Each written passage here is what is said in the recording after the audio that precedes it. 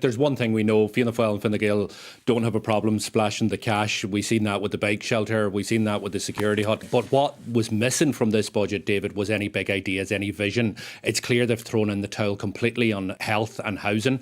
You know, at a time when we have a surplus of €24 billion, they didn't allocate any additional money to increase the social or affordable targets that they have for housing next year. And I think that's simply unforgivable. If we think the energy credit, for example, is far too low, €250 will be wiped out by some of the increases that's happening with standing charges. So we wanted $450 payment to all families before Christmas. But I think one of the big areas where the government actually left people behind is on child benefit. The fact that they are not increasing the child benefit rate, the fact that the rate is still lower than it was in 2008 after Fianna Fáil and Fine Gael cut that rate again and again, I think is not acceptable, particularly when we've got 30,000 additional children. We're up at now 230,000 children who are experiencing material deprivation because of the policies of this government. And I think they've left really children and families high and dry in that regard. If I were Finance Minister, I would have been announcing, for example, abolishing the USC on the first €45,000 of income, taking the average worker out of the USC tax net. I would have been making sure that every family